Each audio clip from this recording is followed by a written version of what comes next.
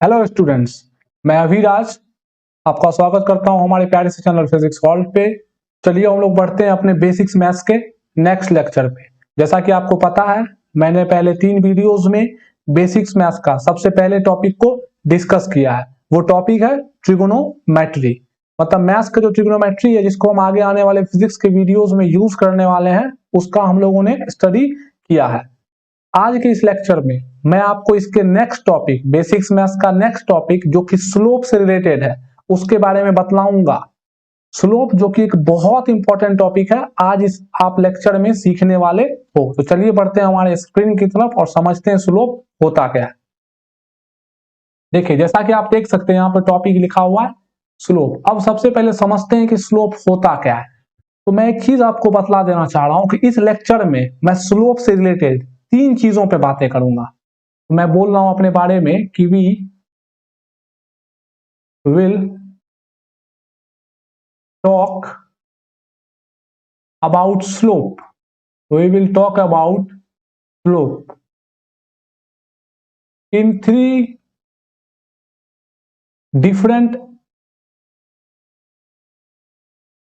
Different aspects. हम लोग जो है स्लोप के बारे में 3 अलग अलग एस्पेक्ट्स पे बात करेंगे और फाइनली ये देखेंगे कि तीनों एस्पेक्ट्स किसी एक की तरफ, यानी कि एक ही दिशा में मुड़ रहा है। जैसे कि आप ये कह सकते हो कि आपका 3 एस्पेक्ट, जैसे कि मैं मान लूं कि पहला, उसके बाद आपका दूसरा एस्पेक्ट और उसके बाद आपका तीसरा एस्पेक्ट। इस तीनों एस्पेक्ट पे चर्चा होने के बाद आप ऐसा देखेंगे कि ये तीनों एस्पेक्ट कन्वर्ज होके एक ही जगह जाके मिल रहा है। वो एक जगह क्या है, इसको हम लोग डिस्कवर करेंगे आगे लेक्चर में। वो पहले जान लेते कि वो 3 एस्पेक्ट क्या है। सबसे पहला एस्पेक्ट जो है स्लोप के बारे में हम लोग देखने वाले हैं, वो है आपको इन लाइफ। लाइफ में स्लोप का क्या मीनिंग है। दूसरा एस्पेक्ट हम लोग देखने वाले हैं मैथ्स में क्या है। तीसरा हम लोग देखने वाले हैं फिजिक्स में क्या है। बात समझ में आ रही है ना। और सब मिल के कहां जाएगा। ओवरऑल आपको ये तो पता है कि स्लोप तो स्लोप ही है, तो लाइफ में कुछ है, मैथ्स में कुछ है, फिजिक्स में कुछ है, तीनों तो है स्लोप ही। मतलब तीनों में कुछ ना कुछ तो कॉमन होगा और तीनों एक ही डायरेक्शन में जाके कन्वर्ज तो करना चाहिए। वो कन्वर्जिंग पॉइंट क्या है वो हम लोग आगे लेक्चर में डिस्कवर करेंगे। उसके बाद मैं इस बॉक्स को आपको फिल करूंगा। इस लेक्चर को स्टार्ट करने से पहले मैं आपको एक अपना पर्सनल थॉट बता देता हूं जो कि मैं बिलीव करता हूं। The things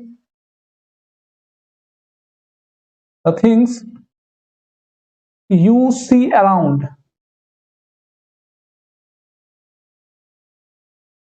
is physics,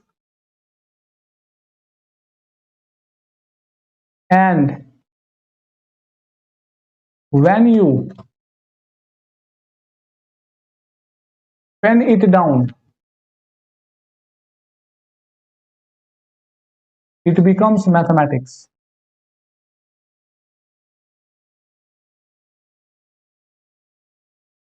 universe को लेके, नेचर को लेके, मेरा फिजिक्स और मैथ को लेके यही रिलेशन एस्टेब्लिश मैं हमेशा करता हूं। मैं ये कह रहा हूं कि the thing you see around is physics. मतलब जो भी चीज आप अपने चारों तरफ देख रहे हैं वो सब फिजिक्स है। और जब आप उसको कॉपी में उतारते हैं, कॉपी में उतारने का मतलब क्या, उस फेनोमेना को, उस रिजल्ट को जब आप एक लैंग्वेज देते हैं, उस लैंग्वेज को हम लोग मैथमेटिक्स कहते हैं। बात समझ में आ रही है ना।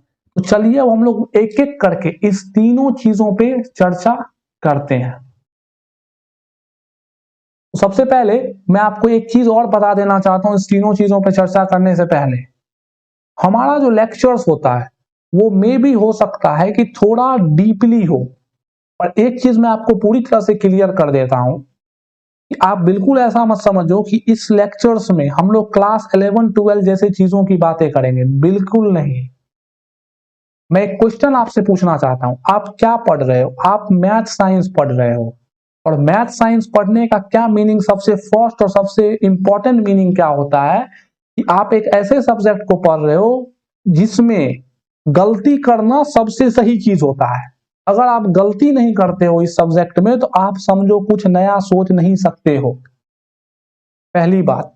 दूसरी बात, जो आप न्यूटन्स लॉ, जो भी लॉज आप अपने बेसिक लेवल में पढ़ते हो वही लॉ यूनिवर्स पे भी काम करता है। अगर आपको कोई इस लॉ से यूनिवर्स के लॉ तक लेके जाता है तो वो आपको बेसिकली फिजिक्स सिखा रहा है। अब उस फिजिक्स को सीखने के लिए आपको तो मैथ सीखना पड़ेगा ना। अगर कोई ये कहता है कि 9th-10th में इतना डीप जाना, इतना हाई लेवल का यूज करना, कुछ भी हाई लेवल नहीं है। मैंने पिछले वीडियो में भी बताया कि कुछ भी हाई लेवल नहीं है। डिपेंड करता है कि आप कितने बारीकी से चीजों को देखते हो। अगर आप एक चीज को मान लेते हैं, आपके पास एक पेन है, वो सिंपली आपको भी एक पेन लगता है सिंपल, लेकिन जब आप उसको बहुत बारीकी से देखने लगो तो वो फिर आपको लगेगा उसके अंदर रिफिल है। फिर आप सोचोगे कि आखिर पेन काम कैसे करता है, आखिर पेन का इंक खत्म कैसे होता है, नीचे कैसे आता है। फिर आप सोचोगे कि उसका जो कवर होता है और पेन होता है वो सर्कल घूमते रहता है, कैसे ग्रिप बना हुआ है। मतलब आप पेन के बारे में बहुत चीज सोच सकते हो। जैसे बचपन में आपने ग्रामर की बुक में एक टॉपिक देखा होगा कि इस चित्र को देख के 5 पॉइंट लिखिए। अब उस चित्र को देख के अगर कोई बंदा 1 पॉइंट लिखता है तो आप उसको सिंपल कहते हो, और अगर उसी चीज को देख के कोई बंदा 5 पॉइंट लिख देता तो आप उसको कॉम्प्लेक्स कहते हो। ये तो गलत बात हुई ना। वो कॉम्प्लेक्स नहीं है, वो उस चीज को बारीकी से देख रहा है, वो चीज वही चीज है। तो जी हाँ, हमारे आने वाले लेक्चर्स में या हम जो आपको फिजिक्स पढ़ाएंगे, आप जो फिजिक्स यहाँ से सीखोगे या मैथ्स जो सीखोगे, थोड़ा मोड़ा हम लोग जो मैथ्स पे डिस्कस करेंगे वो कुछ इसी 5 चीजों की तरह होंगी। एक टॉपिक का जो बारीकी है उस चीज को हम लोग देखेंगे। और दूसरी बात ये हुई, इस चीज को आपको समझ में आया ना कि एक टॉपिक का जो बारीकी होता है उसको हम लोग देखने वाले हैं। जिस तरह आप बचपन में देखे हो कि एक फिगर को बोलता है 5 पॉइंट लिखिए, तो कोई बंदा अगर उसका एक ही पॉइंट लिख पाता है तो क्या वो बंदा सिंपल है, और आप उसके 5 पॉइंट को लिख देते तो आप कॉम्प्लेक्स हो गए? बिल्कुल नहीं। इवन आप उस टॉपिक को ज्यादा फंडामेंटल लेवल पे जानते हो एज कंपेयर टू जो बंदा 1 या 2 लिखता है। आप समझ में आ रही है? तीसरा जो सबसे इंपॉर्टेंट पॉइंट है जो आपको जानना चाहिए, मान लेते हैं कि आप क्लास 9th-10th में हो, पर आगे तो हायर क्लासेस में जाओगे, और जो बंदे मैथ साइंस आगे लेके पढ़ने वाले उनको तो आगे हायर थ्योरीज को पढ़ना होगा या हायर चीजों को सीखना होगा। बिल्कुल अच्छी बात है, आप सीखो, सब वैसे ही सीखते हैं। पर एक सवाल मैं आपसे पूछता हूं, मान लेते हैं कि आज हम बेसिक चीज को पढ़ रहे हैं और थोड़ा सा आगे जाके सोचते हैं, अगर आप अपने लिमिटेशन को नहीं पहचान पाओगे तब तक आप ग्रो नहीं कर पाओगे।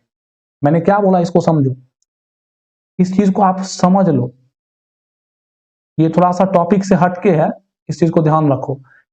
If you can not understand your limits, ऐसा मैं मानता हूं, your limits, you can not grow. आप कभी भी ग्रो नहीं कर सकते हो। अगर आप अपने लिमिट को नहीं जानते हो तब तक आप कभी नहीं ग्रो कर सकते हो। जैसे कि एक थ्योरी से नया एडवांस थ्योरी कैसे आता है, जब वो थ्योरी कहीं पे फेल होता है और जब साइंटिस्ट इस बातों को समझते हैं कि वो थ्योरी कहाँ पे फेल हो रहा है, तब ना एक नया थ्योरी आता है। मतलब अगर आप किसी थ्योरी की लिमिटेशन को नहीं जानोगे तब तक आप हायर थ्योरी कैसे दोगे। जस्ट उसी तरह आपका अंडरस्टैंडिंग, अगर आप अपने अंडरस्टैंडिंग के लिमिट को नहीं समझोगे किसी टॉपिक से रिलेटेड, तब तक आप उस टॉपिक से आगे सोच ही नहीं सकते हो। मैं क्या कहना चाह रहा हूं, मैं ये कहना चाह रहा हूं कि मान लेते हैं कि हम लोग इस क्लास में, क्लास 9th में कोई चीज है बेसिक जिसको हम लोग थोड़ा डीप में देखेंगे। मैं आपको हायर नहीं पढ़ाऊंगा, पर हाँ मैं आपको ये क्लास 9th में जरूर फील करवा दूंगा कि देखिए ये चीज आपके क्लास 9th में नहीं है, यहाँ पे ये प्रॉब्लम अराइज होता है, जिस वजह से हम क्लास 9th के बेसिस पे इस चीज को सॉल्व नहीं कर सकते हैं। तो इस चीज को सॉल्व करने के लिए हमें ये सीखना पड़ेगा, जो कि हम हायर क्लासेस में सीखेंगे। ये चीज मैं आपको बताऊंगा ताकि कल को जाके आप जब उस टॉपिक में आगे हायर क्लासेस में जाओ, आपको फुल क्लियर रहे उस टॉपिक के बारे में कि वो टॉपिक स्टार्ट कहां से हुआ था, अब हम कहां फंसे थे और अब हमको क्या सीखना जरूरी है। अदरवाइज आप हमेशा ही एक ही चीज सीखते रह जाओगे, आप ग्रो कभी नहीं करोगे। बात समझ में आ रही है ना? तो इसलिए जो हमारे लेक्चर्स बनते हैं उसको आप थोड़ा एक पॉजिटिव माइंडसेट से देखो और जनरली मैथ फिजिक्स के व्यू से देखो। और एक जो चीज मैं अपने क्लास में अपने बच्चों को हमेशा कहता हूं कि जब आप मैथ साइंस पढ़ने बैठो और रियलिटी में अगर आपको थोड़ा भी इंटरेस्ट है इसको लेके, तो be act like a scientist. मैंने क्या बोला? Always be act just like a scientist. आपने एक फिजिसिस्ट के बारे में सुना होगा, रिचर्ड फेमन, बहुत फेमस फिजिसिस्ट है। उन्होंने एक थॉट लिखा है, I cannot understand that thing which I cannot create। मतलब जिस चीज को मैं बना नहीं सकता उस चीज को मैं समझ नहीं सकता। बनाने का यहाँ क्या मतलब है कि जिस तरह आप किसी कॉन्सेप्ट को सीखे, अब उस कॉन्सेप्ट को जो समझाया उसके तरह मत सीखिए, उस कॉन्सेप्ट को आप कैसे देखते हैं इस तरह सीखिए। ये हुआ क्रिएट करना। मैं आपको हमेशा बोलूंगा कि जब भी आप मैथ साइंस पढ़ो, be act like a scientist. आपको एक साइंटिस्ट की तरह सोचना है कि यहाँ पे ऐसा होता तो क्या होता, यहाँ पे ऐसा होता तो क्या होता, यहाँ पे ऐसा होता तो क्या होता। तब आप रियलिटी में अपने आप में ग्रो कर पाओगे, अदरवाइज आप ट्रैप में फंसे रहोगे। और इवन 90% पीपल ट्रैप में फंसे रहते हैं और आगे क्या कर पाते, सिंपली जॉब करते हैं, जो करना होता है वो करते हैं, कभी भी रियलिटी में वो नहीं कर पाते जो उनका इच्छा होता है। आप खुद सोचिए कि क्लास 9-10 में आप मैथ साइंस पढ़ते हो, कल वो कंप्यूटर साइंस ले लेते हो, परसों आईएएस का तैयारी करते हो, तरसों कुछ और करते हो। मतलब आपका कितना रैंडम वे, आप किसी चीज की ब्यूटी को समझ ही नहीं पाए। ओवरऑल मर्जी आपकी है, पर मैं एक सजेशन दे रहा हूं आपको इस चीज को लेके। तो चलिए अब हम लोग बढ़ते हैं अपने लेक्चर की तरफ। आई होप आपको बातें समझ में आई होंगी और आज मोटिवेटिंग क्लास भी हो गया, जरूरी भी है, क्योंकि हमारी जो यंग्स हैं, यंग माइंड्स हैं, वो बहुत समझदार हैं, पर दिक्कत क्या आती है, अगर वो अपने समझदारी को सही डायरेक्शन में यूज नहीं कर पाते हैं। तो वो सही डायरेक्शन में यूज करने के लिए अच्छे लोगों का जरूरी है, जो कि आपको कुछ हिंट कर दे ताकि आप लाइफ में अच्छे से पुश बैक हो सको। ठीक है, तो चलिए बढ़ते हैं हमारे लेक्चर की तरफ। तो जैसा कि मैंने बोला कि आपको इस लेक्चर में मैं इस 3 बातों पे चर्चा करूंगा। तो चलिए एक एक करके तीनों बातों को समझते हैं अगले अगले स्लाइड में। तो सबसे पहली बात जो है वो क्या है आपकी, इन लाइफ, मतलब द मीनिंग ऑफ, स्पेलिंग गलत हो गया,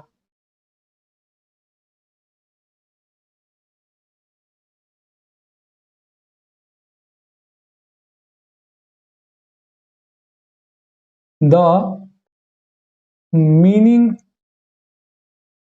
ऑफ स्लोप इन लाइफ। आखिर लाइफ में स्लोप का क्या मीनिंग है, इसको समझते हैं थोड़ा। अब देखिए, स्लोप नाम सुन के क्या आ रहा है आपको समझ? स्लोप नाम को, अब ना मैथ सोचिए यहाँ पे, ना फिजिक्स सोचिए, एकदम सिंपल दिमाग से सोचिए। स्लोप नाम में आता है तो क्या सोचते हैं? अगर आपके मम्मी को बोला जाए कि मम्मी स्लोप, मम्मी क्या सोचेगी? मान लेते हैं मम्मी आपके मैथ साइंस नहीं जानते, तो वो क्या सोचेगी? वो एक चीज सोचेगी जो आप भी सोच रहे हो पर आप बोल नहीं पा रहे हो, ढलान। क्या मैं बोल रहा हूं? ढलान। जो आप रोड पे देखते हो, जैसे कि आप इस रास्ते पे चल रहे हो और आप सामने में जो ढलान देखते हो, ये जो आप ढलान देखते हो, इसी को हम लोग क्या कहते हैं? स्लोप। मतलब स्लोप का हिंदी मीनिंग क्या है? ढलान है। बात समझ में आ रही है ना? तो स्लोप का जो ओरिजिनल मीनिंग लाइफ में आप नॉर्मली अगर सोचोगे, लिटरली क्या सोचोगे कि ये क्या है? ढलान को हम लोग स्लोप कहते हैं। कहते हैं भाई यहाँ का स्लोप बहुत हाई है, मतलब यहाँ बहुत ढलान वाला रोड है, कहते हैं ना। तो इसका मीनिंग जो होता है लाइफ में, वो हम लोग क्या सिम्बलाइज करते हैं? ढलान। अब समझते हैं थोड़ा ढलान के बारे में लाइफ में भी। अब बताइए मतलब क्या हुआ ढलान का? जैसे कि मान लेते हैं कि आप इस रोड पे हो और ये रोड जो है आगे जाके कुछ ऐसे हो जाता है। आप बोलते हो क्या इस रोड में क्या है? ढलान है। अगर मैं इसको ग्राउंड से जोड़ूं तो यहाँ पे तो कुछ पत्थर रहता है अपना, ये कुछ पीछे में पहाड़ रहता है, तब ना आप इस पे, एक बंदा इस पे ऐसे करके चल रहा होता है, ऐसे करके आता है, ऐसे करके चल रहा होता है। तो ये क्या हो रहा है? बंदा इस ढलान पे चल रहा है। अब देखिए यहाँ पे तो, यहाँ पे ढलान क्या है? इसको केस 1 बोलता हूं मैं। केस 1 जैसा ढलान। क्या हमेशा लाइफ में ऐसा ही ढलान मिलता है क्या? नहीं। ये क्या है आपका? स्मूथ ढलान है, स्मूथ स्लोप है। और इसको अगर हम लोग थोड़ा टेक्निकल वर्ड में बोले तो कैसा है? हर जगह कांस्टेंट है, कांस्टेंट स्लोप है। अभी तक हम लोगों ने स्लोप को नहीं समझा है, बस स्लोप का हिंदी मीनिंग को समझे। स्लोप का मतलब क्या होता है? ढलान। अब हम लोग समझेंगे। चलिए दूसरे केस की तरफ बढ़ते हैं।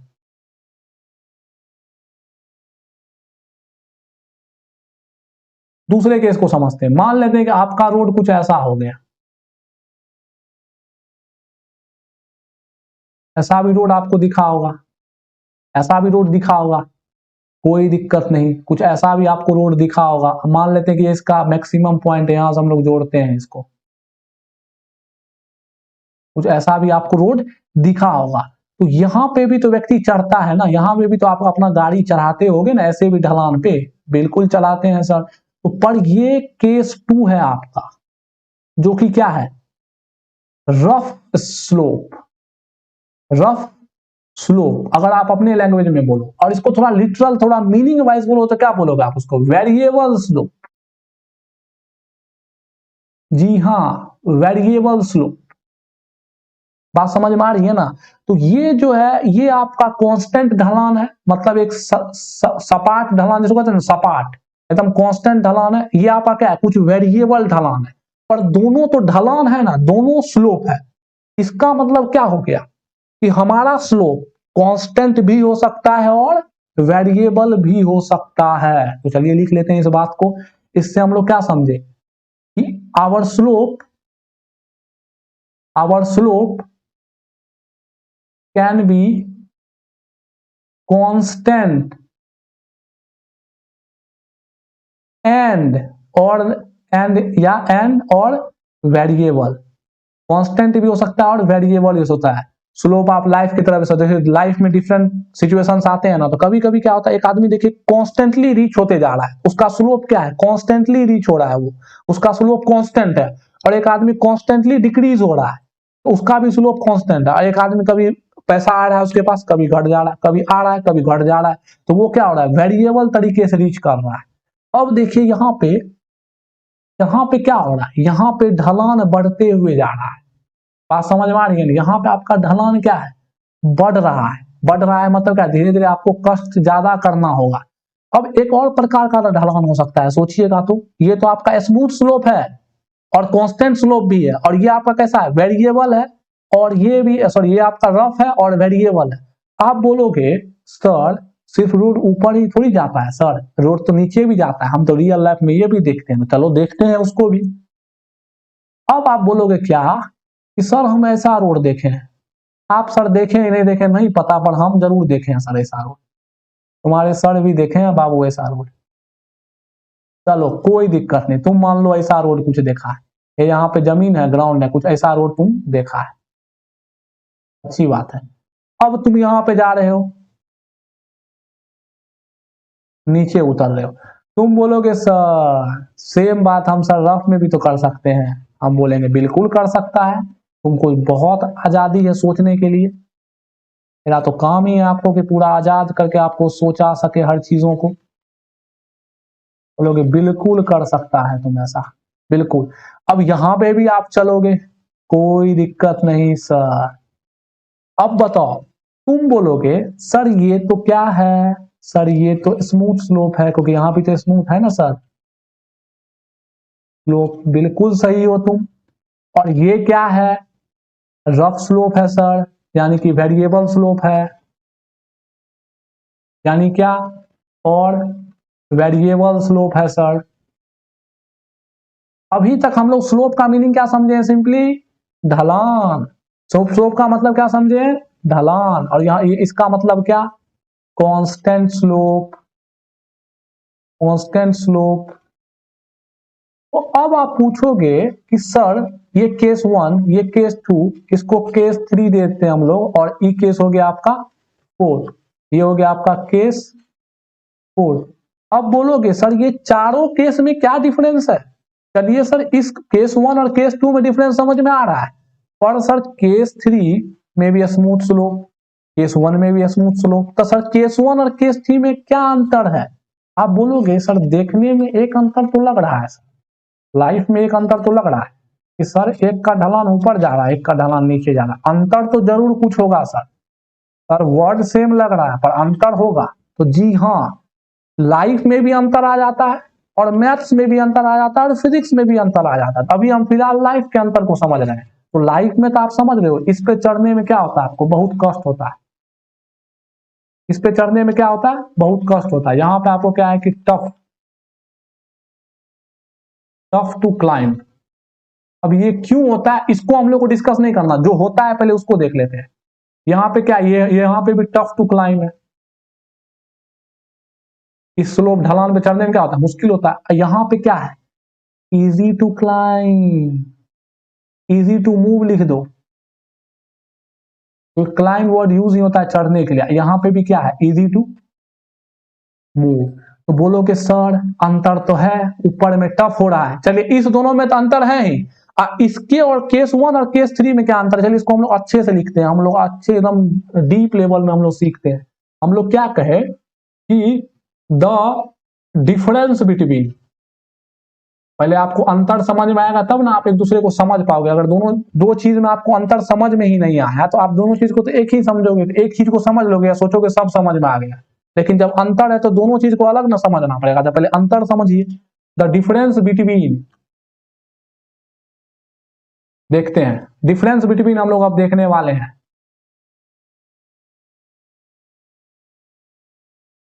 सबसे पहला जो डिफरेंस हम लोग देखेंगे किसके बीच में, केस 1 और केस 2 के बीच में। तो बताइए केस 1 और केस 2 के बीच में क्या डिफरेंस है, स्मूथ और रफ का, स्मूथ और रफ का डिफरेंस है। दोनों तो सेम नहीं ना है। अब देखिए बताइए, अब बताइए केस 2 और केस 3 और केस 4 में क्या डिफरेंस है, सेम डिफरेंस। यही डिफरेंस तो आपका इसमें भी है। केस 2 और केस 3 और केस 4 में सेम डिफरेंस है आपका, एक स्मूथ है दूसरा क्या है, रफ है। और अगर तीसरा बात करें, केस 1 और केस 3 में क्या डिफरेंस है, ये भी तो समझना इंपॉर्टेंट है। हाँ, तो एक है tough to climb, tough to move, और दूसरा है इजी टू मूव। मतलब सब में कुछ ना कुछ डिफरेंसेस हैं। तो अगर लाइफ में भी सब में डिफरेंसेस है तो life physics is an observation of universe, is an observation of natural phenomena, is an observation of your life. तो फिजिक्स में भी डिफरेंस आएगा। और when you pen it down, you are pen it downing the physics. मतलब जब आप लिखते हो तो लिखते फिजिक्स हो, पर उसकी भाषा क्या होती है, तो मैथमेटिक्स में भी डिफरेंस आएगा। तो बिल्कुल हर जगह डिफरेंस आता है। तो पहले आप लाइफ में तो क्लियर होइए। अगर आप लाइफ में क्लियर होगे, देखिए तब कैसे मैथ्स बनता है या कैसे फिजिक्स बनता है। तो बात आपको समझ में आ रही है ना। तो बताइए क्या इतना प्रकार का ही स्लोप ना आप देख सकते हैं, एक ये, दूसरा ऐसा ढलान, तीसरा ऐसा ढलान, एक ऐसा ढलान। अब एक चीज बोलिए, अगर आप ऐसा टाइप का ढलान बोलेगा, सर हम ऐसा भी ढलान देखें, आप मान लेते हैं कुछ ऐसा बोल दीजिएगा कि सर ऐसे गए, इससे गए सर, फिर ऐसे हो गए। अब एक चीज बताओ, इसका तो कहने का मीनिंग वही ना हो गया कि बाद में इसके और इसके में कोई अंतर थोड़ी है, दोनों तो सेम है। ढलान तो बस इतने दूर है ना, यही ना बस आपका स्लोप हो गया। सेम उसी तरह आप बोलोगे सर इसके लिए हम वही बोलेंगे सर, सेम बात है। ई और ई सेम हो गया। इसका स्टडी करो या फिर इसका स्टडी करो, दोनों का मीनिंग सेम है। सेम उसी तरह इसका स्टडी करो या फिर इसका स्टडी करो, दोनों का मीनिंग सेम है। जस्ट यही आपका क्लियर हो जाएगा, यही हो जाएगा आपका नीचे के लिए। इसका स्टडी करो या फिर आप इसका स्टडी कर लो, दोनों का बात सेम है। क्योंकि इसके आगे वाला जो पार्ट है वो इसी को रिपीट कर रहा है, तो रिपीट कर रहा है तो जो मैथमेटिक्स जो कॉन्सेप्ट यहां लगेगा वही कॉन्सेप्ट यहां लगेगा, बस बीच में ही नहीं गड़बड़ी हो रहा है, स्लोप तो बीच में ही है। जस्ट लाइक उसी की तरह आप इसका स्टडी कर लो या फिर इसका स्टडी कर लो, दोनों का क्या है मीनिंग सेम, क्योंकि इसी को क्या कर रहा है, ये पार्ट रिपीटेड है आपका, ये पार्ट सेम है। तो जस्ट लाइक इतने ही प्रकार के स्लोप आप देख सकते हो। तो आई होप आपको ये क्लियर हो गया होगा कि लाइफ में स्लोप का मीनिंग क्या है। स्लोप होता क्या, स्लोप जनरली ढलान को दिखाता है, जो आपके सामने रास्ता है वो ढलान है। अब बताइए स्ट्रेट पाथ का, आप अगर सीधे रोड पे जा रहे हो, स्ट्रेट पाथ का स्लोप को पूछे तो बोलेगा अब ये घोंचू, स्ट्रेट पाथ में स्लोप क्या होगा, जीरो, कोई ढलान ही नहीं। क्यों, क्योंकि ढलान यहाँ पे नहीं है, ढलान नहीं तो स्लोप जीरो। नथिंग को दिखाने के लिए क्या यूज करते हैं हम लोग, नहीं यूज करते हैं। चलिए यहाँ पे हम लोग मैथ्स क्यों यूज, सर आप मैथ्स यूज कर दे, गड़बड़ा दिए, तो चलिए हम लोग बोल देते हैं मैथ नहीं यूज करेंगे हम लोग। अभी हम लोग मैथ यूज थोड़ी कर रहे हैं, अभी हम लोग समझ रहे हैं, तो मैथ थोड़ी आया था तभी, अभी हम लोग लाइफ में समझ रहे थे। हम लोग क्या लिख देंगे यहाँ पे, स्लोप नहीं है। बात समझ में आ रही है। तो इतने ही प्रकार के स्लोप आप लाइफ में देखते हो, चाहे जीवन में हो या आपके नेचर में हो या कहीं पे भी, आप इतने ही प्रकार के स्लोप देखते हो।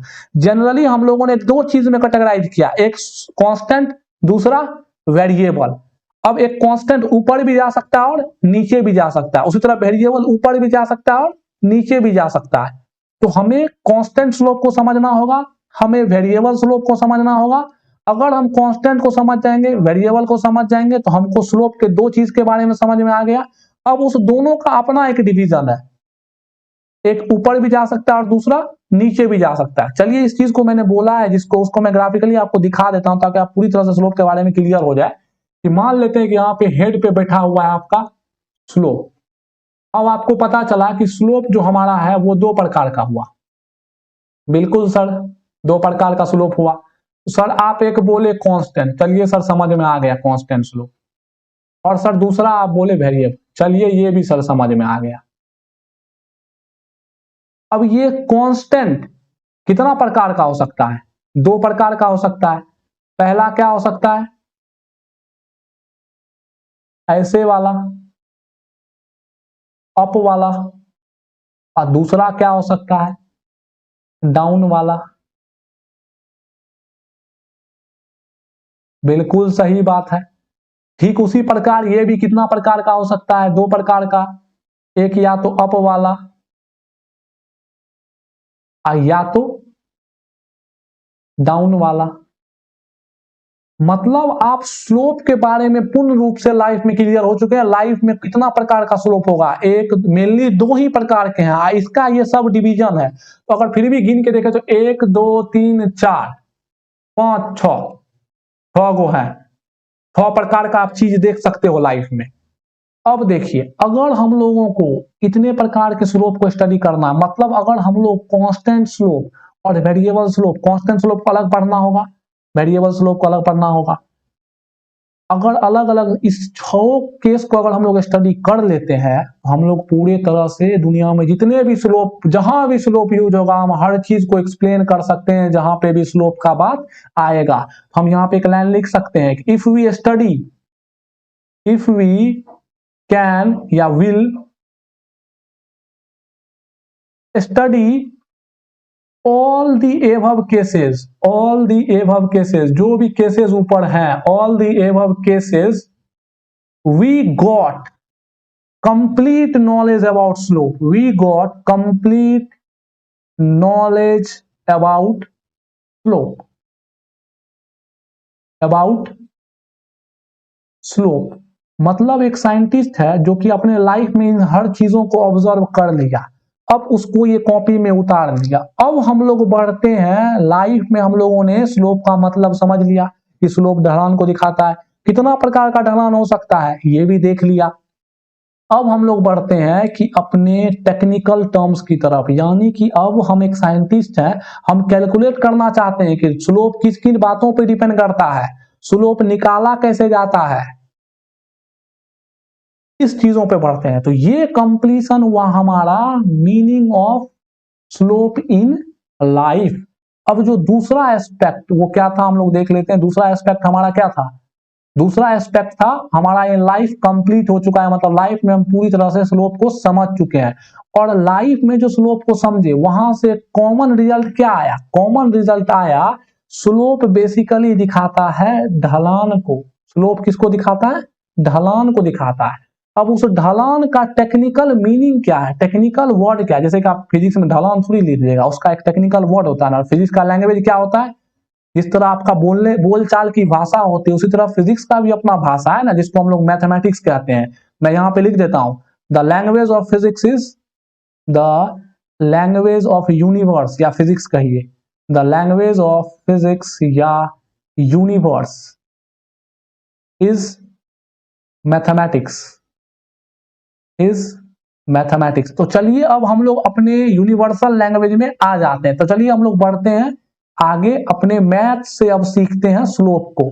मतलब हम लोग एक कंक्लूजन निकाल लिए यहां से कि स्लोप का जनरली हम लोग मीनिंग क्या समझते हैं, ढलान, ढलान। बात समझ में आ रही है ना। तो चलिए अब हम लोग बढ़ते हैं, the meaning of slope in mathematics. अब आया आपका लेक्चर जो इसके इंतजार में शायद होंगे, पर मैं एक चीज कहूंगा, आप हर चीज को एंजॉय करिए। The meaning of slope in maths.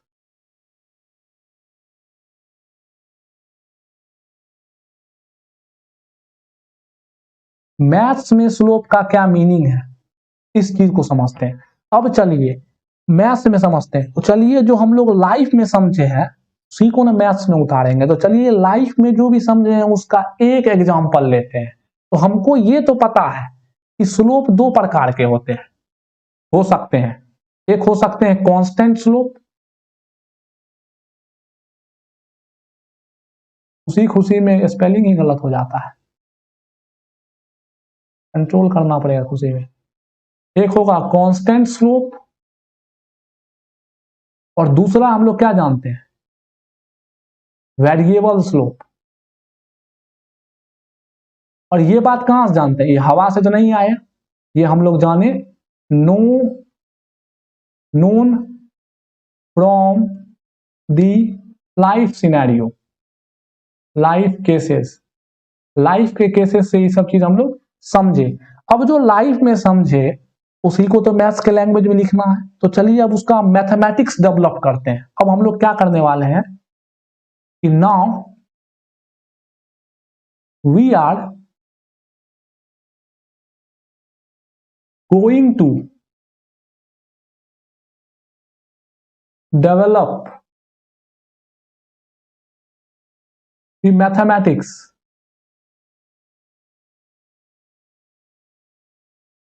Of slope. Slope का हम लोग मैथमेटिक्स डेवलप करने वाले हैं। चलिए करते हैं। तो चलिए सबसे पहले हम लोग कांस्टेंट स्लोप के मैथमेटिक्स के बारे में चर्चा करते हैं, एक एक करके करेंगे, मजा आएगा। सबसे पहला जो हम लोग का है वो होगा आपका, इसको चलिए डिफरेंट कलर से लिखते हैं ताकि हेडलाइन की तरह दिखे। वो हम लोग पढ़ने वाले हैं कांस्टेंट स्लोप के बारे में। कांस्टेंट स्लोप का मैथमेटिक्स समझते हैं, ठीक है, कोई दिक्कत नहीं। चलिए लाइफ में कांस्टेंट स्लोप कैसा होता है, दो प्रकार का होता है। ये चीज तो आपको पता है ना, दो प्रकार का स्लोप आप लाइफ में देखे हैं। कांस्टेंट वाला एक ऐसा वाला, दूसरा कैसा देखे हैं, ऐसा वाला, दो है। तो चलिए एक एक करके स्टडी करते हैं। पता है क्या, अगर एक चीज मैं बोलूं, अगर एक चीज यहां पर थोड़ा सा इसके ब्यूटी को देखिए, let's see the beauty, let's see the beauty here. चलिए हम लोग ब्यूटी को देखते हैं। बताइए कि अगर कोई चीज ऐसे है और एक चीज ऐसे है, दोनों में क्या डिफरेंस है, क्या दोनों एक दूसरे का मिरर इमेज नहीं है क्या? जी हाँ, ऊपर वाले का रिफ्लेक्शन कौन है, नीचे वाला। अगर मैं इसके बीच में एक मिरर रख दूं, अगर मैं इसके बीच में एक मिरर रख दूं तो ये क्या है, एक ये आपका मिरर है। अगर मैं यहाँ पे मिरर रख दूं तो ये बताइए क्या है, अगर ये आपका ऑब्जेक्ट है तो ये उसका क्या होगा, इमेज होगा। यानी इमेज का मतलब क्या, रिफ्लेक्शन। रिफ्लेक्शन का मतलब क्या होता है, आप जानते हो ना, प्लेन मिरर में रिफ्लेक्शन का मतलब क्या होता है। अगर आप लेफ्ट हाथ दिखाओगे तो कैसा दिखेगा, राइट हाथ दिखेगा। रिफ्लेक्शन का क्या मीनिंग होता है? इन प्लेन मिरर, ये आपका कैसा मिरर है? यहाँ पे प्लेन मिरर है। आपका रिफ्लेक्शन का क्या मीनिंग होता है? इफ यू रेज योर, ये सब मैं समझाने के लिए आपको यूज कर रहा हूं ताकि आप बहुत सिंपल तरीके से समझे इस चीज को। इफ यू रेज योर होगा यहाँ पे, if you raise your left hand, it seems as your right hand. कहां पे? मिरर में। अगर आप अपने लेफ्ट हैंड को ऊपर करते हो तो आपको कैसा इमेज दिखेगा? आपको लगेगा राइट हैंड है, राइट हैंड इन मिरर। देखिए ये जो लैंग्वेज हम लोगों ने यहाँ लिखा, इस चीज को हम लोग जानते भी, और क्यों होता है ये हम लोग ऑप्टिक्स चैप्टर में देखेंगे। लेकिन इस लैंग्वेज को अगर हम लोग मैथमेटिक्स के भाषा में लिखना चाहे तो क्या लिखेंगे? अगर लेफ्ट दिखाते हैं तो राइट दिखता है। कहने का मतलब क्या? अगर हम लोग लेफ्ट दिखाते हैं तो क्या दिखता है हमको? राइट दिखता है। तो मैथ्स में लेफ्ट राइट थोड़ी होता है, मैथ्स में क्या होता है? साइन होता है। यानी कि अगर एक प्लस होगा तो दूसरा कैसा होगा? माइनस होगा। या अगर एक माइनस होगा तो दूसरा कैसा होगा? प्लस होगा। बात समझ में आ रही है ना? तो इस दोनों में क्या अंतर है? इस दोनों में सिर्फ साइन का अंतर होगा कहीं ना कहीं मैथ्स में। ये भी बात हमको समझ में आया। क्या समझ में आया? इसको हम लोग ए दे देते हैं, इसको हम लोग बी दे देते हैं। ये बात आपको आई होप समझ में आया होगा। द डिफरेंस बिटवीन, अब हम लोग व्हाइट इंक ले लेते हैं, the difference between A and B is only of sign in mathematics। हम लोग मैथमेटिक्स डेवलप कर रहे हैं। is only of sign, sign का होगा। साइन कहने का मतलब क्या? या तो प्लस या तो माइनस का डिफरेंस होगा, और कोई डिफरेंस नहीं होगा। अब चलिए धीरे धीरे आगे बढ़ते हैं। अब हम लोग कांस्टेंट स्लोप को पढ़ने जा रहे हैं। तो चलिए एक केस उठाते हैं, हम लोग इसमें से एक केस को उठाते हैं, ये ऊपर वाले एक केस को उठाते हैं और उसका पूरा स्टडी करते हैं, और फिर हम लोग बी केस को भी उसी के अकॉर्डिंग सोचेंगे, क्योंकि हमको पता है सिर्फ डिफरेंस किसका आना चाहिए? साइन का डिफरेंस आना चाहिए। तो चलिए देखते हैं अगले स्लाइड में एक केस को उठा के। हम लोग अब पढ़ने वाले हैं केस ए। कैसा केस? कुछ ऐसा केस। चलिए ये तो हो गया। आप मीनिंग किस में? लाइफ में। आप अपना लाइफ में जा रहे हो वैसे। अब चलिए इसको मैथमेटिक्स में उतारते हैं। मैथ्स, मैथ्स में ये रोड थोड़ी दिखता है, ये तो आपका रोड है, रोड थोड़ी दिखता है। इसको स्ट्रेट लाइन हम लोग बोलते हैं। मैथ्स, मैथ्स में रोड के भाषा को क्या बोलते हैं? स्ट्रेट लाइन बोलते हैं। क्योंकि जैसा भी फिगर हमको दुनिया में दिखता है सबको हम लोग एक नाम देकर रखे, एक शेप देकर रखे, एक नाम देकर रखे हैं उसको। तो हम लोग क्या बोलेंगे? यहाँ पे ऐसे कुछ स्ट्रेट है और यहाँ पे कुछ ऐसे स्ट्रेट है। अब हम लोग क्या करना चाहते हैं? हम लोग कैलकुलेट करना चाहते हैं इस स्लोप को। ये केस ए में हम लोग स्टडी क्या करने वाले हैं? We are here to know more about slope.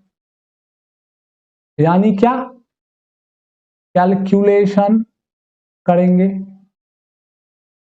Dependency देखेंगे, etc। इन सब चीजों के बारे में हम लोग यहाँ पे बैठे हुए हैं, ऐसे ही थोड़ी बैठे हैं, ये सब चीज समझने के लिए बैठे हैं।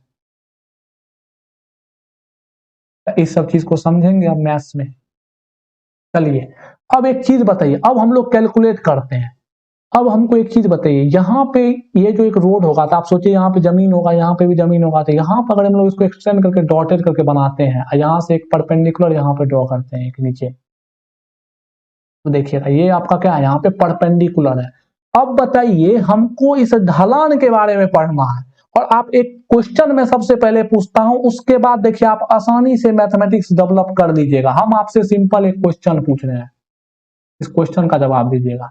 आपके पास दो फिगर है, एक फिगर है ऐसे, एक रोड जिसपे आप ऐसे चल रहे हो, अपने मम्मी के साथ या अपने पेरेंट्स के साथ। ये है फिगर नंबर 1। और एक फिगर है आपके पास कुछ ऐसे, बात समझ में, एक फिगर है आपके पास कुछ ऐसे। अब अगर आपके माँ से या आपके पिताजी से ये पूछा जाए कि दोनों फिगर में से किसका ढलान ज्यादा है, विच ऑफ द फॉलोइंग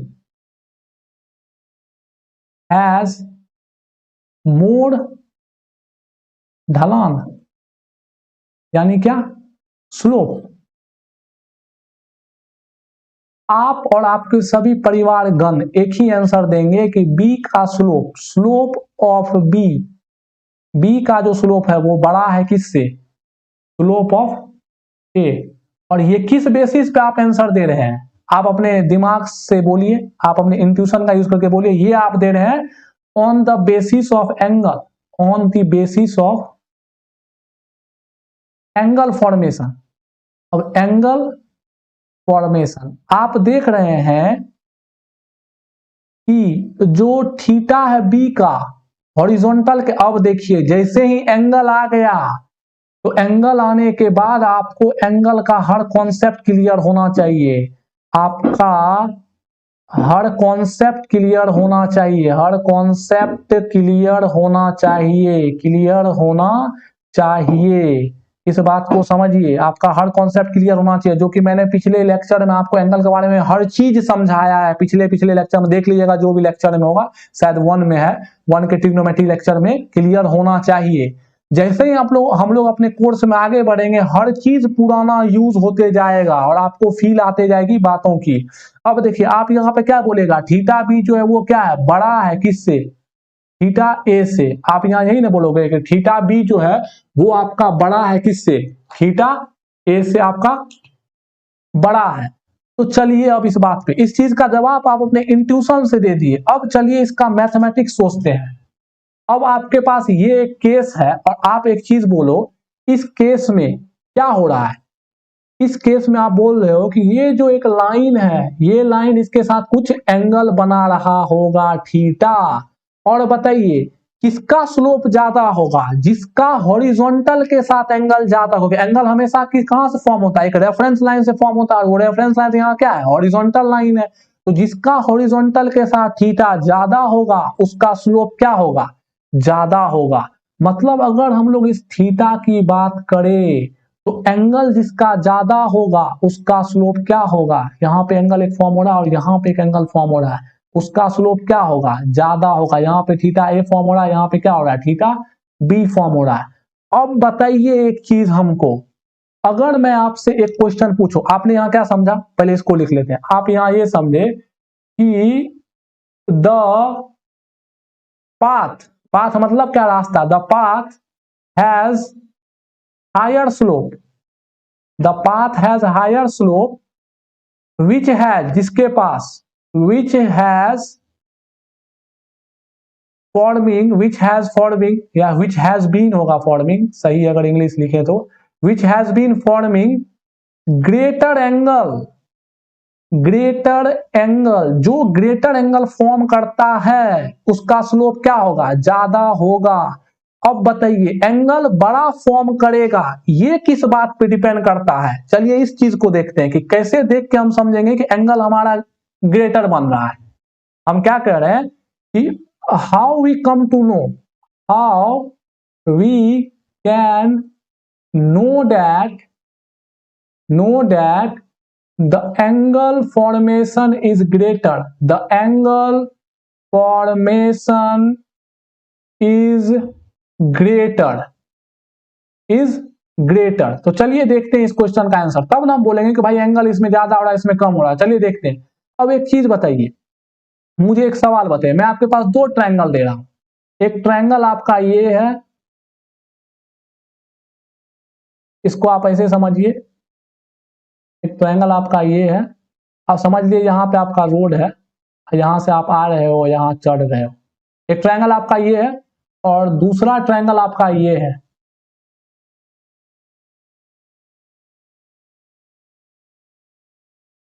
दूसरा ट्रायंगल आपका क्या है ये, और इस पे भी आप चढ़ रहे हो। अब बताइए, ये हो गया आपका ट्रायंगल ए और ये हो गया आपका ट्रायंगल बी। मैं अगर आपसे एक क्वेश्चन पूछूंगा, बताइए किसका एंगल ज्यादा होगा, आप बोलोगे यहां से खट से कि किसका एंगल ज्यादा होगा, तो आप बोलोगे theta B should be greater than होना चाहिए, बी शुड बी क्या मस्ट ग्रेटर देन क्या होना चाहिए थीटा ए। तो ये आप किस बेसिस पे बोल पाए इसको देखिए। आपने देखा यहां पे ऑब्जर्व किया कि ये जो इसका साइड है ना, ये जो इसका ये साइड है इस राइट एंगल ट्रायंगल का, यही डिटरमाइन कर रहा है कि हमारा स्लोप क्या होगा। जी हाँ, ये जो आपका साइड है यही डिटरमाइन कर पा रहा है हमको कि हमारा स्लोप क्या होगा। तो इस क्वेश्चन का आंसर क्या होगा, इस क्वेश्चन का आंसर ये होगा कि we observe here that the corresponding sides, the corresponding sides, अब वो भी स्पेशली कौन, परपेंडिकुलर और बेस, परपेंडिकुलर और बेस डिटरमाइंस द एंगल। ये बात समझ में आ रही है ना। अब चलिए पिछले स्लाइड में और समझते हैं। ये क्वेश्चन आपको समझ में आ गया कि किसका एंगल ज्यादा होगा, जिसका इसका रिलेशन ज्यादा हमको दिख रहा है। ये हम लोग मतलब अब रिलेशन ज्यादा दिख रहा है क्या मतलब है, हम लोगों ने यहाँ ऑब्जर्व किया कि इसके चेंजिंग होने से एंगल में फर्क पड़ रहा है। तो मतलब एंगल जो है टोटली डिपेंड कर रहा है। एंगल हम लोगों ने देखा डिपेंड कर रहा है किस पे, परपेंडिकुलर पे डिपेंड कर रहा है, परपेंडिकुलर पे डिपेंड कर रहा है आपका, और किस पे डिपेंड कर रहा है, बेस पे डिपेंड कर रहा है। तो चलिए अब हम लोग आगे इसके मैथमेटिक्स पे बढ़ते हैं, वापस चलते हैं अपने पिछले स्लाइड में। अब एक चीज बताइए, इस ट्रायंगल में हमको स्लोप कैलकुलेट करना है, तो बताइए हम लोग जानते हैं कि ये किन किन बातों पे डिपेंड कर रहा है, ये इन पे डिपेंड कर रहा है और इन पे डिपेंड कर रहा है। चलिए हम लोग पेन डिफरेंट ले लेते हैं। अब बताइए, अगर इस ट्रायंगल को मैं नाम दे दूं ए बी सी, तो आप बोलोगे कि परपेंडिकुलर और बेस पे डिपेंड कर रहा है, और हमें यह भी पता है कि स्लोप थीटा पे डिपेंड करता है, कि जितना हॉरिजॉन्टल के जितना हॉरिजॉन्टल के साथ थीटा ज्यादा होगा उतना स्लोप ज्यादा होगा। तो बताइए, अगर हमने इस थीटा को कैलकुलेट कर लिया तो हम स्लोप को कैलकुलेट कर लेंगे ना। मैं क्या बोल रहा हूं कि we know slope depends on theta. If we calculate theta,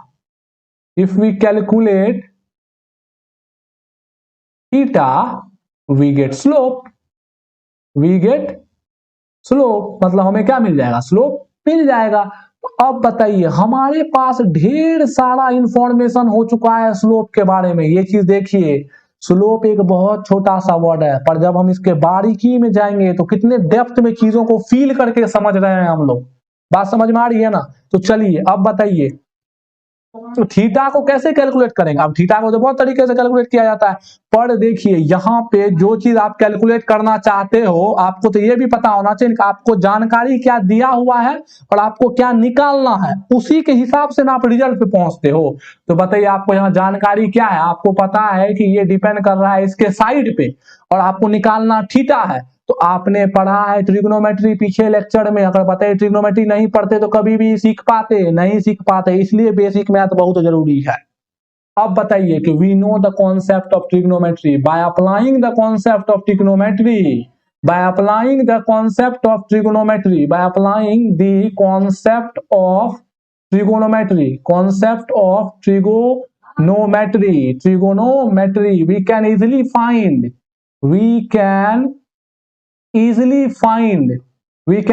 find theta यानी कि स्लोप फाइंड कर सकते हैं। मतलब अब हम लोग अपने शस्त्र की तरफ पहुंच चुके हैं, मतलब हमको ये पता चल गया है कि आखिर हमें किस चीज का जरूरत है स्लोप निकालने के लिए। हम लोग जान चुके हैं कि if we know the trigonometry we can know the slope. अब ट्रिग्नोमेट्री में तो बहुत सारे रेशियो होते हैं जो कि मैंने आपको पहले पढ़ाया है। प्लीज और प्लीज जाकर ट्रिग्नोमेट्री का लेक्चर देखिए, अदरवाइज आपको इस बात की पूरी फील नहीं आएगी। तो चलिए अब हम लोग देखते हैं आखिर ट्रिग्नोमेट्री में तो बहुत सारा रेशियो होता है, तो कौन सा रेशियो यहाँ काम करेगा वो भी बहुत बच्चे देख लिए होंगे कि सर परपेंडिकुलर और बेस का रिलेशन है तो पक्का tan थीटा आएगा। तो जी हाँ, तो चलिए देखते हैं अगले स्लाइड में इस चीज के बारे में। तो हम लोग जानते हैं, क्या जान रहे हैं कि इसी फिगर को अगर हम दोबारा बनाए, अगर हम लोग इसी ट्रायंगल को दोबारा बना दे पीछे वाले फिगर को, तो हम लोग जानते हैं कि ये आपका परपेंडिकुलर है और ये अगर आपका थीटा है और ये आपका ए था, ये आपका बी था, ये आपका सी था। मान लो ना यहाँ पे आपका रोड है, क्या दिक्कत है, यही तो आपका रोड का डिजाइन है। अब बताइए अगर हमको जानना है इस चीज को तो हम लोग लगाएंगे कहाँ, ट्रिगो का tan थीटा। वी यूज, क्या यूज करेंगे, tan theta is equals to perpendicular upon base, perpendicular upon base. अब बताइए परपेंडिकुलर क्या है, BC अपॉन AB। या तो इस परपेंडिकुलर को आप P नाम दे दीजिए, इसको B नाम दे दीजिए और आप इसको B नाम दे, और ये आपका क्या बन जाएगा, हाइपोटेनस बन जाएगा, यानी क्या P अपॉन B। मतलब जो tan थीटा है आपका वही क्या बतलाता है, आपका स्लोप।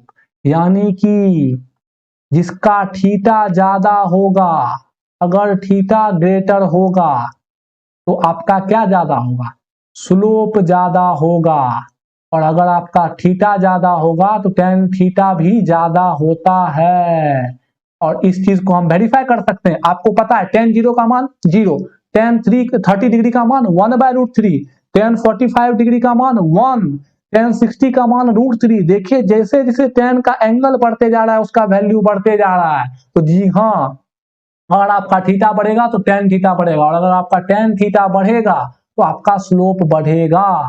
मतलब आप मैथमेटिक्स में स्लोप निकाल सकते हो बाय यूजिंग ट्रिग्नोमेट्री, और ट्रिग्नोमेट्री में भी स्पेशल क्या, tan थीटा। मतलब अगर आपको tan थीटा के बारे में नॉलेज है तो आप इजिली निकाल सकते हो। और आपको tan थीटा के बारे में नॉलेज कहने का क्या मतलब है, आपको मैंने पिछले लेक्चर में बताया है कि tan थीटा क्या क्या वैल्यू ले सकता है। और आपको पता है कि tan थीटा 0 से इंफिनिटी या कुछ भी वैल्यू ले सकता है, निगेटिव विगेटिव हर चीज ले सकता है। tan theta can take any value, we know that tan theta can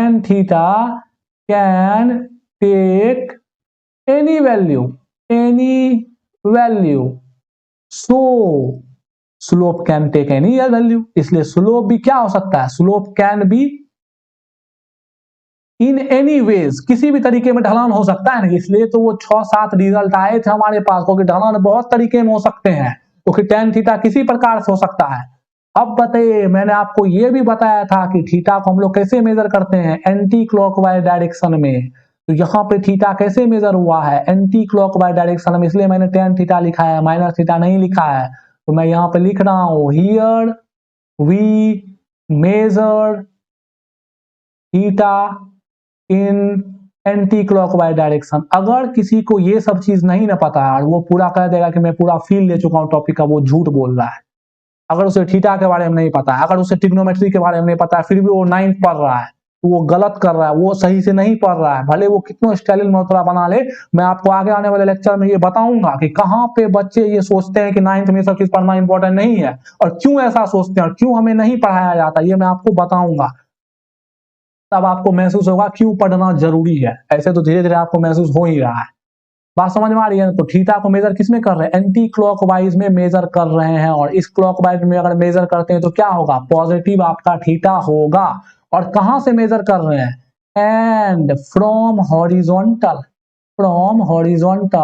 और हॉरिजॉन्टल को मैथ्स में क्या कहा जाता है सर, एक्स एक्सिस कहा जाता है ना सर, बिल्कुल सर।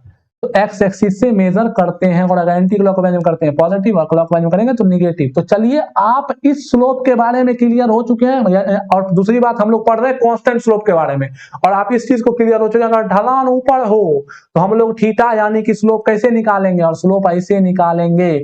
और यहाँ स्लोप कैसा आने वाला है, ये भी चलिए साइन का बात कर लेते हैं।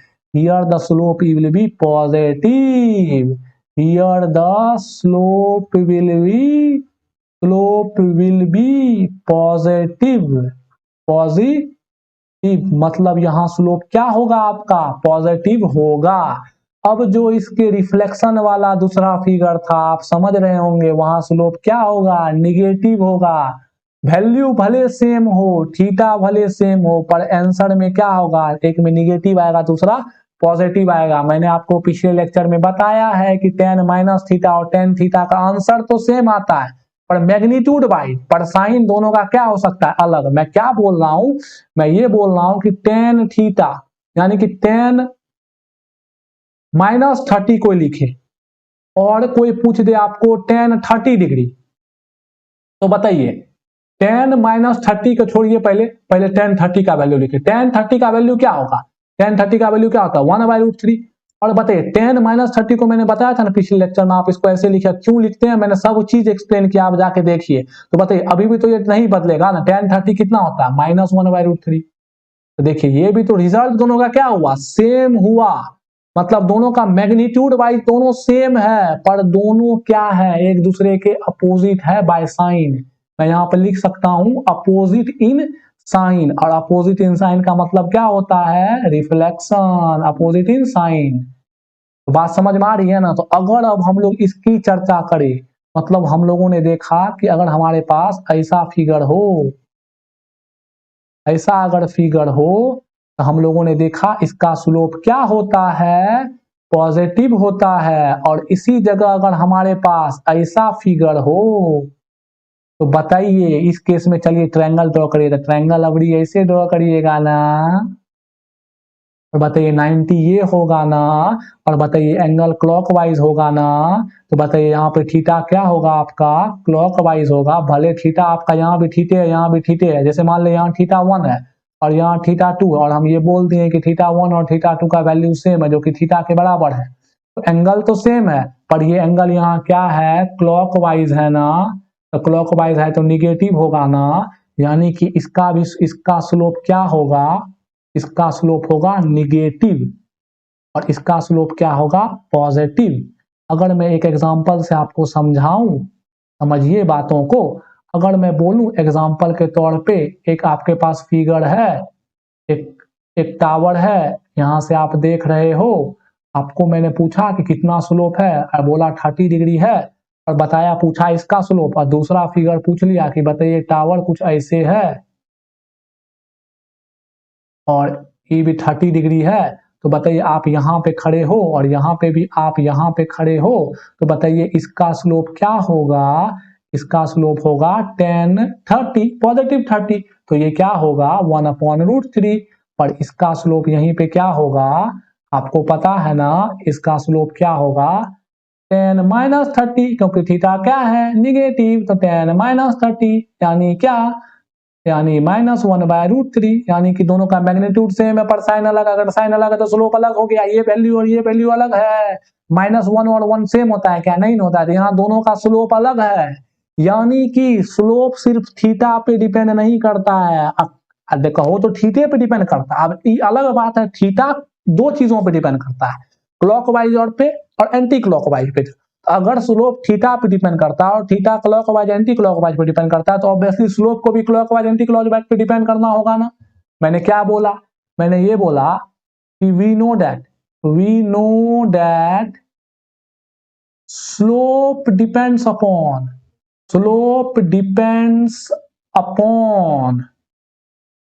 Theta and theta depends upon direction यानी क्या, प्लस और minus. So slope also can be, हो सकता है, कैन बी पॉजिटिव और निगेटिव, क्योंकि ये तो थीटा पर डिपेंड करता है, थीटा पॉजिटिव भी हो सकता है, निगेटिव भी हो सकता है। तो वो रिफ्लेक्शन का क्या मतलब हुआ, अब आपको समझ में आ गया होगा। ये रिफ्लेक्शन का मतलब है इसका स्लोप निगेटिव है और इसका स्लोप क्या है, पॉजिटिव। एक चीज तो मैंने बताना ही भूल गया, हमने पूरा राम कथा पढ़ लिया और जानते ही नहीं है कि स्लोप को दिखाते किससे। अब एक चीज बताइए, अब बताइए अगर आपको एलिफेंट है, बहुत बड़ा बड़ा नाम होगा, तो क्या मैथ के बीच में लिखने हम लोग लिखेंगे स्लोप, नहीं, स्लोप हम लोग मैथ के बीच में लिखने समय नहीं लिखते हैं, हम लोग स्लोप को दिखाते हैं अल्फाबेट से, और जो अल्फाबेट है आपका एम, मतलब हम लोग स्लोप को किससे दिखाते हैं, हम लोग स्लोप को रिप्रेजेंट करते हैं एम से। तो जहां पे भी स्लोप लिखा हुआ है वहां पे आप एम लिख दीजिए, एम रिप्रेजेंट करेगा आपको स्लोप पे। एम आपका क्या रिप्रेजेंट करेगा, स्लोप रिप्रेजेंट करेगा, यानी कि ये क्या है आपका एम है, यहाँ भी ये आपका क्या है एम है, मतलब ये स्लोप होगा पॉजिटिव और इसका स्लोप होगा निगेटिव। तो अब आपको कांस्टेंट के केस में स्लोप का मैथमेटिक्स पता चल गया होगा कि स्लोप का मैथमेटिक्स tan थीटा से निकलेगा, परपेंडिकुलर अगर आपको tan थीटा पे कमांड है तो आपको स्लोप पे कमांड है। अब आपको पता चल गया कि tan थीटा का जब थीटा पॉजिटिव होगा क्लॉक एंटी क्लॉकवाइज होगा तो tan थीटा पॉजिटिव होगा स्लोप पॉजिटिव होगा, और अगर थीटा निगेटिव होगा तो स्लोप निगेटिव होगा। अब चलिए हम लोग आपको एक जनरलाइज एक ट्रिक बता देते हैं, एक तरीका बताते हैं, जबकि आप उसको कॉन्सेप्ट वाइज समझ चुके हैं। आपने अभी क्या देखा, अगर हम लोग के पास कुछ ऐसा लाइन है, अब एक चीज बताइए हमको, अगर आपके पास कुछ ऐसा लाइन है, मैं अगर एक चीज बोलता हूं आपको, मैं पहले ट्रिक बताता हूं फिर ट्रिक के पीछे का कॉन्सेप्ट बताता हूं, और बताता हूं कॉन्सेप्ट, देखिए ट्रिक कॉन्सेप्ट से ही आया है। अगर आपको कुछ ऐसा लाइन दिखे कहीं भी फिगर, कुछ ऐसा लाइन दिखे, ऐसा लाइन मतलब 90 तक वाला लाइन दिखे, 90 पे तो स्लोप डिफाइन ही नहीं होगा, क्यों, यहाँ पे आपका स्लोप डिफाइन नहीं होगा, स्लोप नॉट डिफाइन। क्यों नहीं डिफाइन होगा कि 90 डिग्री पे क्यों नहीं डिफाइन होगा, क्योंकि यहाँ पे tan 90 क्या होता है इनफाइनाइट। देखिए हर चीज tan से ही हो रहा है, इसलिए अगर आपको tan पे कमांड है तो आपको पूरा स्लोप पे कमांड है। अब देखिए लाइन ऐसे ऐसे होते होते बदल भी तो सकता है, ऐसे भी तो आ सकता है, एक लाइन ऐसा भी तो आ सकता है आपको सीधा, तो इसका स्लोप क्या हो जाएगा, इसका स्लोप हो जाएगा 0, क्योंकि यहाँ tan क्या है, tan थीटा 0 है, क्योंकि यहाँ थीटा क्या है आपका 0 डिग्री है, हॉरिजॉन्टल के साथ ही ना एंगल बना तो बताइए इसके और इसके में क्या एंगल है, 0 डिग्री का एंगल है, तो यहाँ पे आपका थीटा क्या है आपका 0 डिग्री है। और बताइए अगर आपको इतना ही प्रकार का ना लाइन दिख सकता है स्ट्रेट लाइन, एक या तो ऐसे दिखेगा या तो ऐसे दिखेगा या तो सीधा दिखेगा या तो हॉरिजॉन्टल, इससे ज्यादा स्ट्रेट लाइन आज तक देखे हैं नहीं, ना देखे, इतना ही प्रकार का स्ट्रेट लाइन ना दिखेगा। बताइए अगर आपको ऐसा कैटेगरी वाला स्ट्रेट लाइन दिखा, अरे मैंने दूसरा कलर चूज किया था, अगर आपको ऐसा कैटेगरी वाला स्ट्रेट लाइन दिखेगा तो इसका स्लोप क्या होगा, ऐसा हर कैटेगरी वाले का स्लोप क्या होगा पॉजिटिव। क्यों, देखिए यहाँ पे थीटा आपका एक्यूट एंगल है, एक्यूट एंगल, एक्यूट एंगल यानी क्या, less than equal to 90 degree angle है। और आपको पता है क्वाड्रेंट से देख लीजिए ना, देखिए देखिए देख लीजिए 90 से जैसे ही बढ़िएगा खटाक से आपका यहाँ 10 क्या हो जाता है, 10 यहाँ क्या हो जाता है आपका निगेटिव हो जाता है। तो देखिए जैसे 90 साहब इसमें तो सब ना पॉजिटिव होता है, इसमें तो ऑल ना पॉजिटिव, ऑल पॉजिटिव ना, पर यहाँ तो क्या है जैसे 90 से आप आगे बढ़िएगा आपका खटाक से क्या हो जाएगा पॉजिटिव होगा। अब आप बोलिएगा कि सर हम तो यो जानते हैं 180 से बढ़ेंगे तो फिर तो सर पॉजिटिव हो जाएगा ना 10, तो चलो देखते हैं इसके बारे में भी, यहाँ तो 10 पॉजिटिव होगा, ये बात तो सब जानते हैं, चलिए इसको फिगर से समझते हैं, उससे पहले इसको समझते हैं। अब बताइए ये जितना भी केस है, ये सब केस क्या है, स्लोप इसमें क्या है आपको, स्लोप इसमें है निगेटिव, स्लोप इसमें क्या है आपको निगेटिव, क्योंकि यहाँ थीटा क्या है ऑब्ट्यूस है। पर एक चीज बताइए यहाँ थीटा, अरे भाई साहब थीटा पर यहाँ पे 90 से तो 180 से अभी छोटा है, और 90 से क्या है बड़ा है, 90 पे तो डिफाइनेशन है, 0 पे तो 0 हो जाता है। अब आप बोलिएगा कि सर थर्ड क्वाड्रेंट में, यानी कब आपका क्वेश्चन होगा, मतलब ये तो समझ गए, देखिए जनरली इतना यूज होगा, अगर ऐसा लाइन जब भी दिखे तो समझ जाइए स्लोप पॉजिटिव, और ऐसा लाइन जब भी दिखे स्लोप निगेटिव। आपको पता है ऐसा क्यों हुआ, कॉन्सेप्ट मैंने बताया, देखिए थीटा tan थीटा इतना में पॉजिटिव होता है तो स्लोप भी पॉजिटिव, और इतना में निगेटिव होता है तो स्लोप भी क्या होगा निगेटिव। अब आप बोलिएगा कि सर वी नो दैट, हम तो सर बहुत कुछ जानते हैं, तो सर हम तो आपके क्वेश्चन करेंगे, अरे करिए ना, हम भी तो सोचना चाहते हैं। वी नो दैट क्या, in third quadrant, in third quadrant, third quadrant का मतलब क्या, थर्ड क्वाड्रेंट का मतलब हो गया थीटा आपको 270 से छोटा और 180 से बड़ा।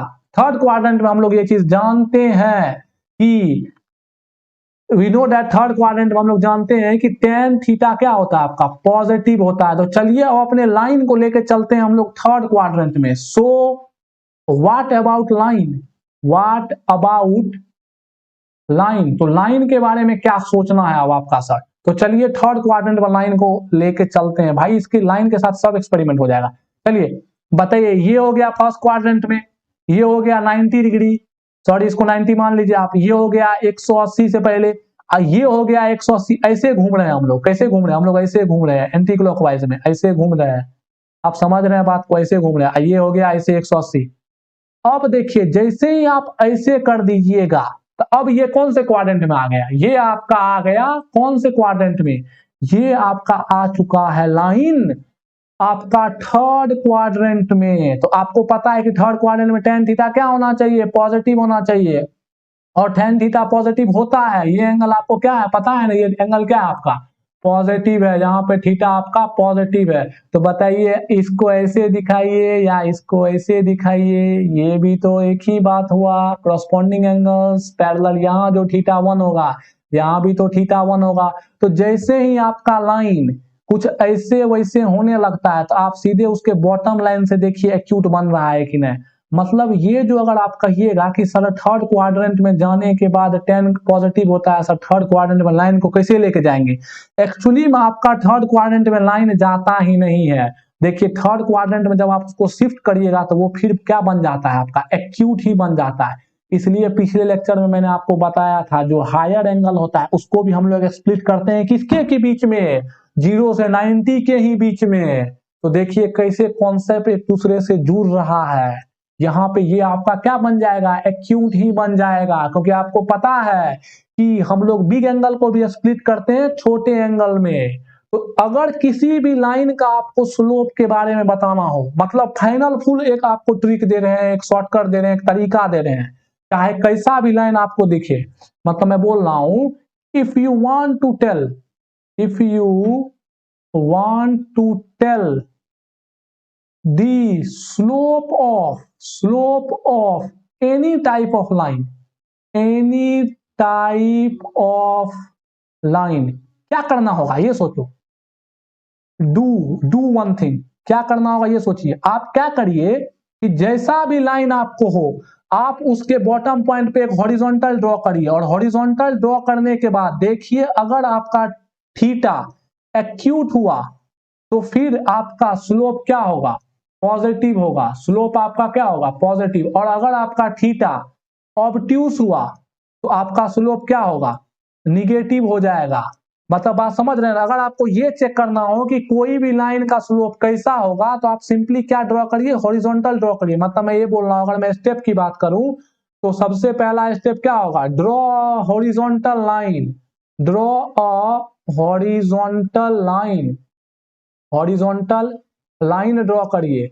और दूसरा बात, see the angle, see the angle, angle को देखिए हॉरिजॉन्टल, विथ द हॉरिजॉन्टल, इन कहीं से एंगल देखने लगेगा, विथ द हॉरिजॉन्टल, मतलब हॉरिजॉन्टल के साथ आप क्या देखिए? एंगल को देखिए।